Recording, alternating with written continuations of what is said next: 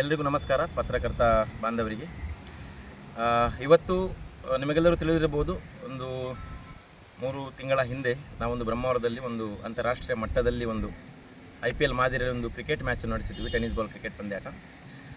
So ಆ ಬಗ್ಗೆ ಸಾಕಷ್ಟು ಟೀಕೆ ಟಿಪ್ಪಣಿಗಳನ್ನು ನಾವು ಸಹಿಸಿಕೊಂಡಿದ್ದೇವೆ ಇಷ್ಟರವರೆಗೆ. ಆದರೆ ಇಂದು ನಮ್ಮ ಘನ ಉಡುಪಿ ನ್ಯಾಯಾಲಯ ಇಂದು ಅದರ ಹಿಂದೆ ಒಂದು ದೊಡ್ಡ ಷಡ್ಯಂತ್ರವನ್ನು ಮಾಡಿ ಆ ಒಂದು ಪಂದ್ಯಾಟವನ್ನು ನಿಲ್ಲಿಸುವ ಪ್ರಯತ್ನವನ್ನು ಮಾಡಿದರು. ನಮ್ಮ ಮ್ಯಾಚಿನ ದಿನಾಂಕದಿಂದ ಜನವರಿ 23, 24, 26 ಮ್ಯಾಚ್ ಡೇಟ್ ಇತ್ತು.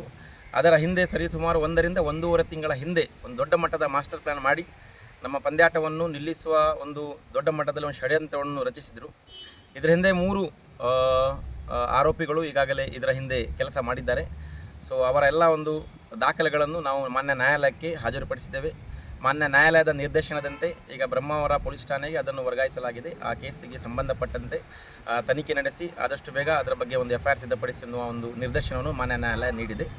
ಸೊ ನಾವು ಧನ್ಯವಾದಗಳನ್ನು ಸಮರ್ಪಿಸ್ತಾ ಇದ್ದೇವೆ. ನಮಗೆ ನ್ಯಾಯಾಲಯದಲ್ಲಿ ಸಂಪೂರ್ಣವಾಗಿ ನಂಬಿಕೆ ಇದೆ. ಸಾಕಷ್ಟು ಕಷ್ಟಪಟ್ಟು ಈ ಒಂದು ಪಂದ್ಯಾಟವನ್ನು ನಾವು ಒಂದು ಕ್ರೀಡಾಕೂಟವನ್ನು ಕ್ರಿಕೆಟ್ ಪಂದ್ಯಾಕೂಟವನ್ನು ನಾವು ನಡೆಸಿದ್ದು ಸುಮಾರು 1 ರಿಂದ 1.5 ಕೋಟಿ. ಇದರ ಹಿಂದೆ ಸಾಕಷ್ಟು ಕಾಣದ ಕೈಗಳು ಕೆಲಸ ಮಾಡಿವೆ. ಅವರೆಲ್ಲರ ಒಂದು ಸಂಪೂರ್ಣವಾಗಿ ಅವರ ಎಲ್ಲ ಒಂದು ಏನೆಲ್ಲ ಅವರು ಷಡ್ಯಂತ್ರವನ್ನು ರಚಿಸಿದ್ದಾರೆ ಪೊಲೀಸ್ ಇಲಾಖೆಯ ತನಿಖೆಯಿಂದ ಸಂಪೂರ್ಣವಾಗಿ ಹೊರಬರಲಿದೆ. ಹಾಗೂ ಆ ಬಳಿಕ ನಾವು ಮತ್ತೊಮ್ಮೆ ನಿಮ್ಮ ಮುಂದೆ ಬರಲಿದ್ದೇವೆ. ಧನ್ಯವಾದಗಳು. ನಮ್ಮೊಂದಿಗೆ ಈಗ ಈ ಒಂದು ಕೇಸಿಗೆ ಸಾಕಷ್ಟು ಕಷ್ಟಪಟ್ಟು ಆ ಕೇಸನ್ನು ನ್ಯಾಯಾಲಯದಲ್ಲಿ ಮಂಡಿಸಿ ನ್ಯಾಯಾಲಯಕ್ಕೆ ಮನವರಿಕೆ ಮಾಡಿಕೊಟ್ಟ ಉಡುಪಿಯ ಸುಪ್ರಸಿದ್ಧ ವಕೀಲರಾಗಿರುವ ಅಸದುಲ್ಲಾ ಅವರು ಕೂಡ ನಮ್ಮೊಂದಿಗಿದ್ದಾರೆ. ಅವರಿಗೆ ಕೂಡ ನಾನು ಧನ್ಯವಾದಗಳು ಸಮರ್ಪಿಸ್ತಾ ಇದ್ದೇನೆ. ಈಗಾಗಲೇ ಶಕೀಲ್ ಹೊನ್ನಾಳಲ್ ಅವರು ಹೇಳಿದ ಹಾಗೆ ಜನವರಿ ತಿಂಗಳಲ್ಲಿ ಒಂದು ಅಂತಾರಾಷ್ಟ್ರೀಯ ಮಟ್ಟದ ಪಂದ್ಯಾಟ ಬ್ರಹ್ಮಾವರದಲ್ಲಿ ನಡೆದಿತ್ತು.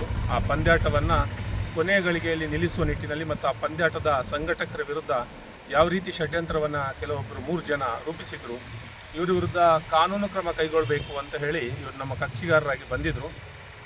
ಅದರಂತೆಯೇ ಅವರು ಸಮಗ್ರವಾಗಿ ಕೆಲವೊಂದು ಅದಕ್ಕೆ ಸಾಕ್ಷ್ಯಾಧಾರಗಳನ್ನು ಕೂಡ ನೀಡಿದರು. ಆ ಸಾಕ್ಷ್ಯಾಧಾರಗಳನ್ನು 2 ದಿವಸಗಳ ಹಿಂದೆ ನಾವು ಮಾನ್ಯ ನ್ಯಾಯಾಲಯದ ಮುಂದೆ ಉಡುಪಿಯ ಪ್ರಥಮ ದರ್ಜೆ ಸಿವಿಲ್ ಮತ್ತು JMFC ನ್ಯಾಯಾಲಯದ ಮುಂದೆ ನಾವು ಮಂಡನೆ ಮಾಡಿದ್ವಿ.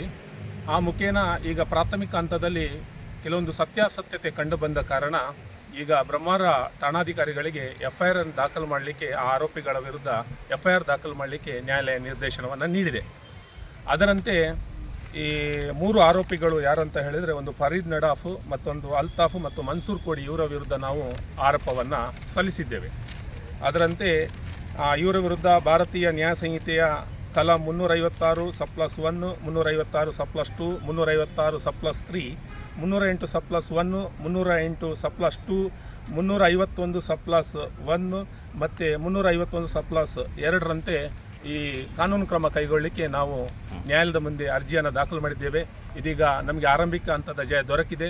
ಇನ್ನು ಸ್ವಲ್ಪ ದಿನಗಳಲ್ಲೇ ಈ ಒಂದು ಸಂಪೂರ್ಣ ತನಿಖೆಯನ್ನು ನಡೆಸಿ ವರದಿಯನ್ನು ನ್ಯಾಯಾಲಯದ ಮುಂದೆ ಸಂಬಂಧಪಟ್ಟ ಠಾಣಾಧಿಕಾರಿಗಳು ಸಲ್ಲಿಸಲಿಕ್ಕಿದ್ದಾರೆ. ಈ ಒಂದು ಇಡೀ ಪಂದ್ಯಾಟ ನಡೆದಾಗ ಮೇಲ್ನೋಟಕ್ಕೆ ಸಂಘಟಕರದ್ದೇ ತಪ್ಪು ಅಂತ ಅನ್ನಿಸೋ ರೀತಿಯಲ್ಲಿ ಈ ವಿದ್ಯಮಾನಗಳನ್ನು ಸೃಷ್ಟಿಸಲಾಗಿತ್ತು. ಆ ನಂತರ ಈಗ ಸಾಕ್ಷ್ಯಾಧಾರವನ್ನು ನೋಡಿದ ನಂತರ ಈ ಒಂದು ಪಂದ್ಯಾಟವನ್ನು ನಿಲ್ಲಿಸಲಿಕ್ಕೆ ಕೆಲವೊಂದು ಕಾಣದ ಕೈಗಳು ಕೆಲಸ ಮಾಡಿವೆ. ಅವರು ಯಾರು ಅಂತ ಹೇಳಿ ಇನ್ನು ಶೀಘ್ರದಲ್ಲೇ ಸಮಾಜದ ಮುಂದೆ ಬರಲಿಕ್ಕಿದೆ. ಧನ್ಯವಾದಗಳು.